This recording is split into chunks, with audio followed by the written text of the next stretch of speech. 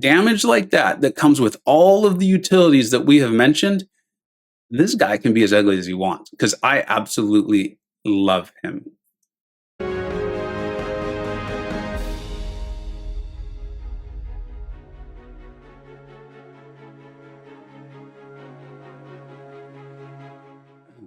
Hey, welcome back to the channel. All right, I'm pumped up. I was able to dupe my rank 3 Immortal Abomination. I was able to awaken him in the last 6-star featured crystal. I've been waiting a long time for that. I actually thought about using a generic on this guy.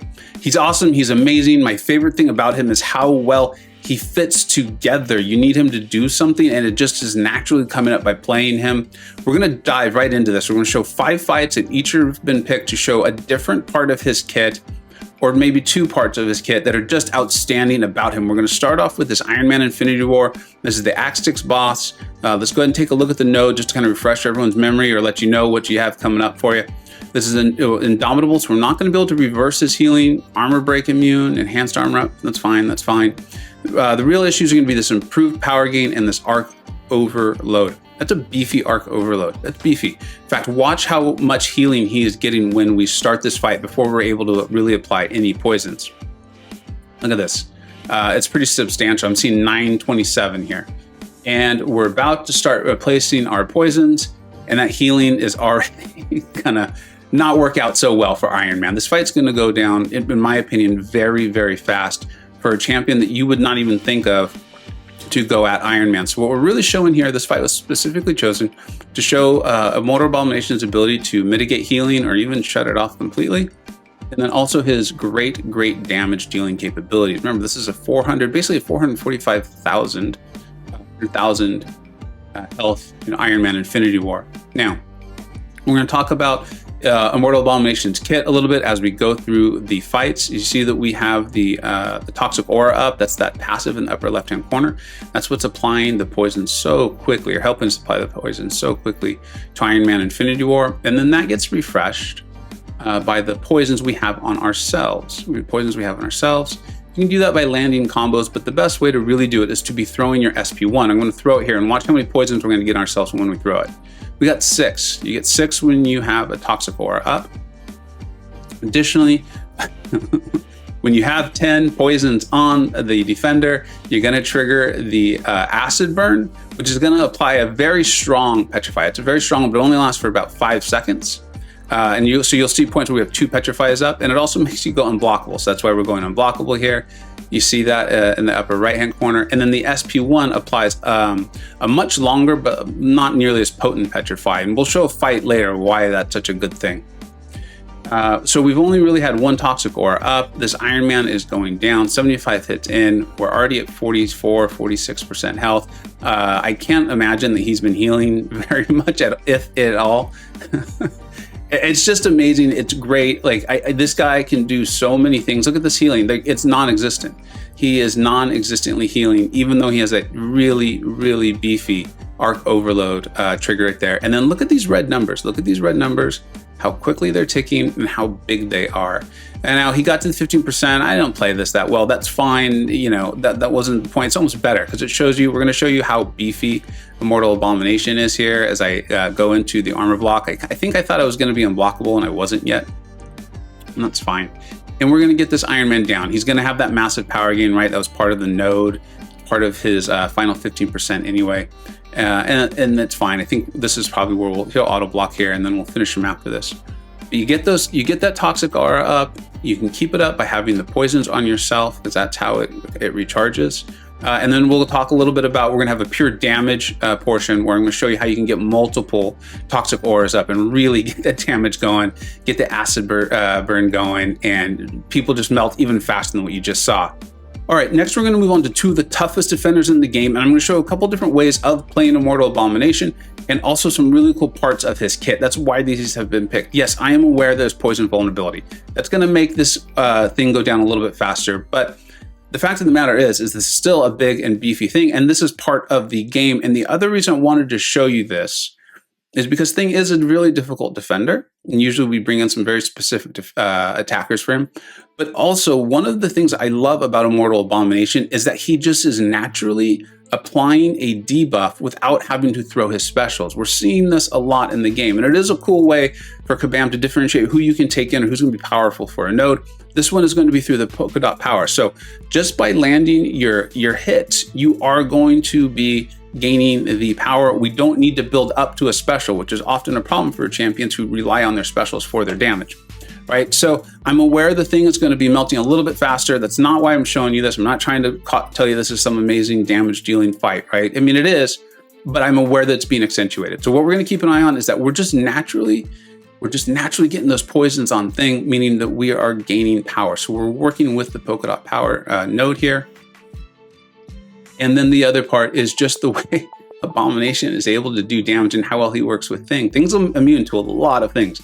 Thing is immune to a lot of things, but he is not immune to poison. So we still need to be aware of the rock stacks. The one thing, if you're going to fight a thing with Immortal Abomination, is you need to be aware that when you get your acid burn, you are going to go unblockable. So if you're trying to hit into things blocked to get him to throw a special, maybe back him up or something like that, you're going to hit through that block, and that can be a real problem if you got him to high enough rock stack. So let's see how well I do that here. See, I managed to pull back, which was smart.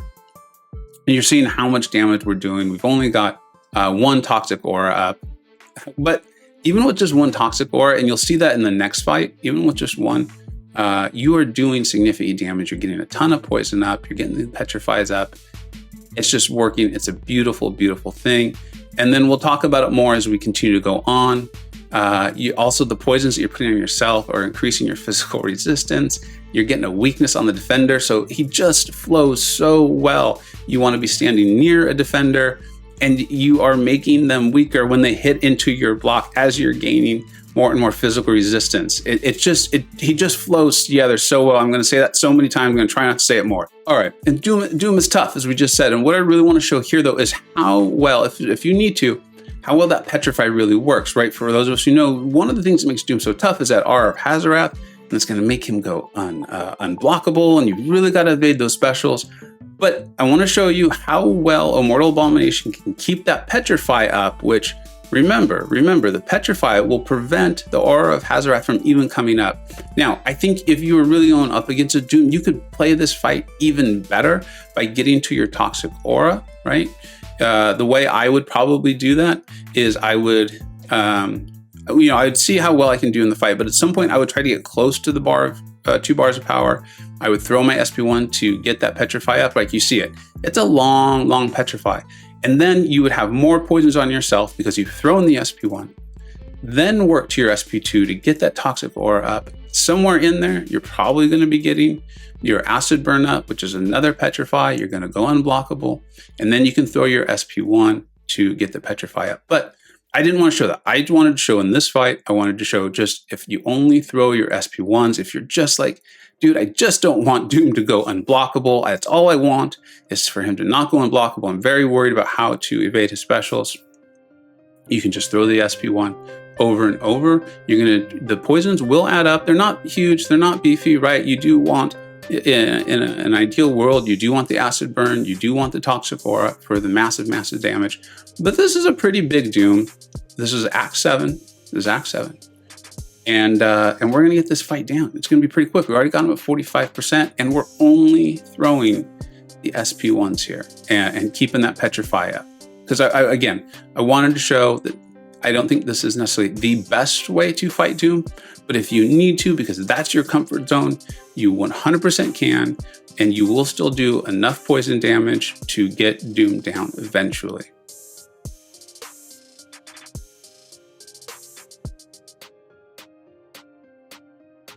I just love this guy. I just love this guy and the way he's working together and putting the poison on yourself. I haven't even talked about how suicide friendly he is because of the reduced damage. He's 100% resistant to the poison damage. The more you're getting on yourself, the less healing you will be doing because it does mitigate your healing. So, having that 13 up there, that's why we're only healing for 22. But healing for 22 is pretty darn good when you're running suicides, right? We're going in. I think this SP1 will probably finish him. If not, we'll finish him with a combo or something soon thereafter.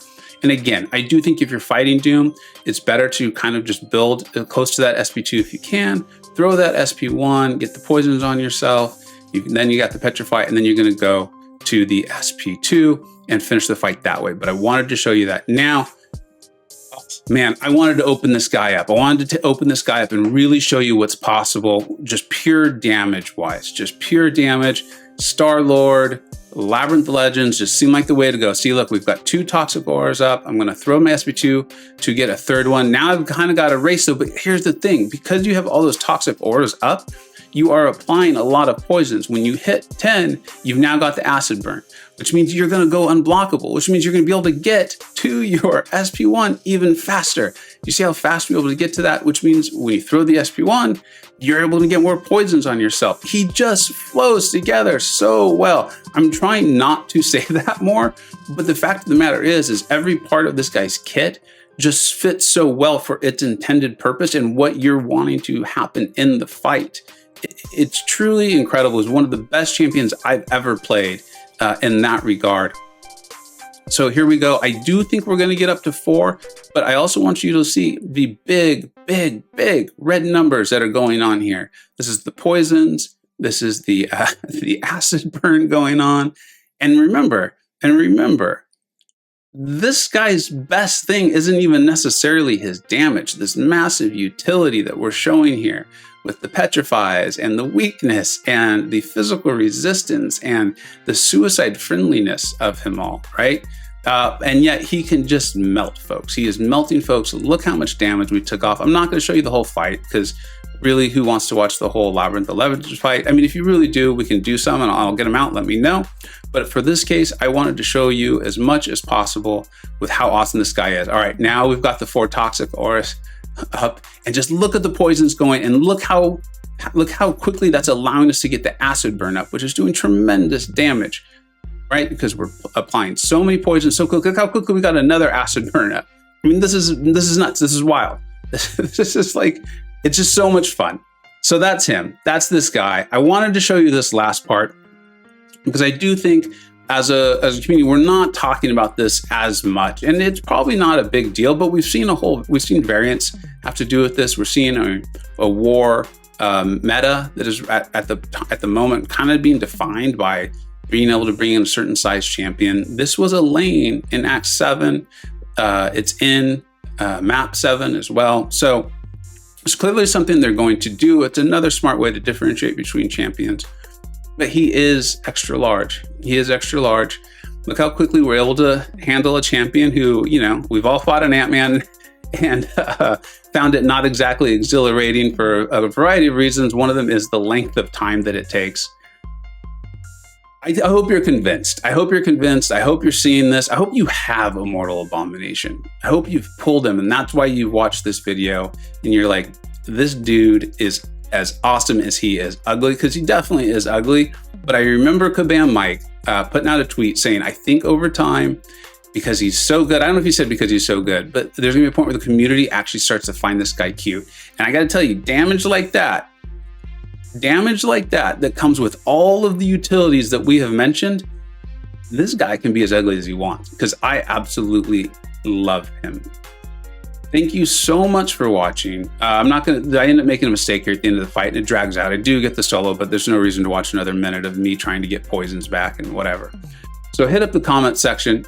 And if you want to see more Immortal Abomination gameplay or in some place, let me know. If enough people say that or if it's making sense, we'll definitely get into that. Thank you so much for watching. I hope you pulled this guy. He is awesome. He is incredible. I'm thinking about doing like a full review where I just say like, these are the abilities. This is where I'm going to rank him. And I'll do that outside of the champions ranking. So if you'd like to see that too, let me know. I've said it a bunch of times. Thank you so much for watching. Take care. I hope you either learned something, were entertained, or even better, a little bit of both. Don't forget to like, subscribe. Thanks so much for watching. Take care.